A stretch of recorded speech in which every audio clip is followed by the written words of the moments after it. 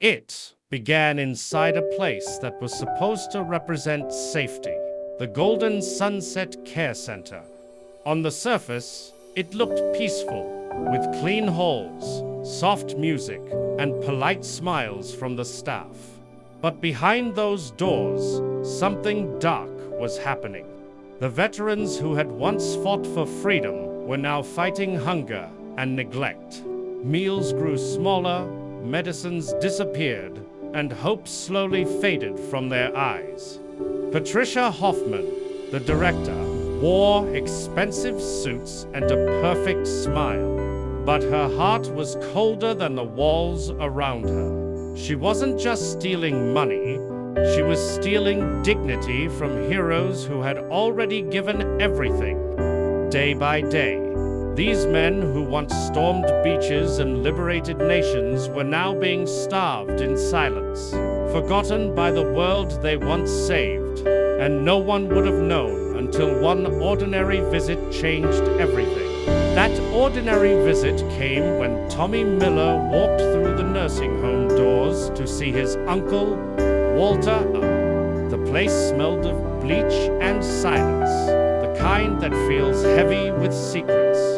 As Tommy greeted the nurses, a sharp sound echoed down the hall, a slap, loud and cruel. He froze, then ran toward it.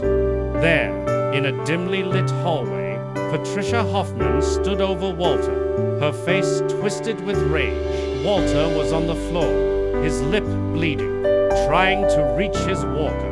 Tommy's heart pounded as he lifted his uncle, demanding to know what had happened. Patricia smirked, brushing it off as an accident. But before she could finish, the low rumble of motorcycles filled the air outside. 15 Hells Angels, visiting another veteran, appeared at the door. Their leather jackets glistened under the fluorescent lights. Justice, it seemed, had just walked in. As the tension grew, Walter's trembling hands reached into his pocket and pulled out a small phone. His voice, weak but steady, broke the silence. "I've recorded everything," he said. The room went still. Tommy took the phone, scrolling through videos of Patricia taking money from families, ordering staff to cut meals, and selling the veterans' belongings for cash. The truth hit like a thunderclap. When the bikers searched the rooms, they found a heroes lying in filth, frail bodies barely clinging to life. Some hadn't eaten in days. Their medals were gone, their photos missing, memories traded for greed. Patricia's excuses crumbled as the evidence spoke louder than her lies. The men who once faced bullets now faced starvation, betrayed by the one meant to protect them. The hallway that once echoed with silence now filled with something else, the sound of truth breaking free.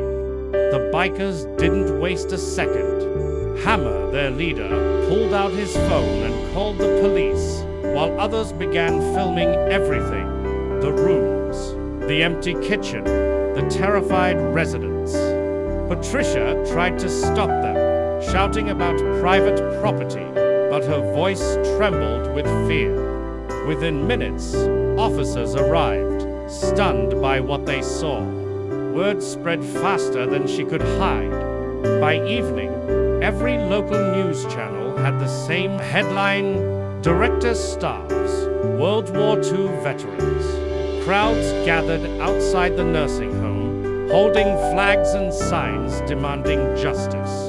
The footage of the bikers standing beside frail old soldiers went viral. Patricia, once untouchable, became the most hated woman in the city. And for the first time in years, those veterans were finally being heard. The world that had forgotten them was now listening, and it was furious. The courtroom was silent when the first veteran rolled forward in his wheelchair to testify. Their voices were shaky, their bodies frail, but their words carried the weight of history.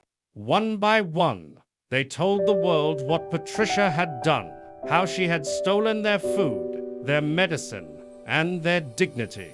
Then Walter took the stand. His uniform hung loosely on his thin frame, but his spirit was unbroken. "I survived Normandy," he said. "I survived the Battle of the Bulge, but I never thought I'd have to fight for my life again. In my own country." His eyes locked on Patricia. "You're worse than the Nazis," he said quietly. "At least they were honest enemies." The jury didn't need time to deliberate. Patricia Hoffman was sentenced to life without parole. Justice had finally come, and this time it wore leather and honor. After Patricia's sentence, the Golden Sunset Care Center began to change. The Hells Angels stepped in, not as outlaws, but as guardians. They brought in fresh food, hired compassionate nurses, and made sure every veteran was treated with the respect they deserved. Walter slowly regained his strength. His medals were recovered, and for the first time in years, he smiled without pain. The halls that once echoed with suffering were now filled with laughter, music, and the sound of engines as bikers arrived daily to visit their newfound family. When Walter passed away 2 years later, 300 bikers rode alongside his casket, a final salute to a man who never stopped fighting. Outside the home now stands a memorial, engraved with the words, "They deserved better." Never again, it's more than a promise. It's a vow that heroes will never be forgotten again.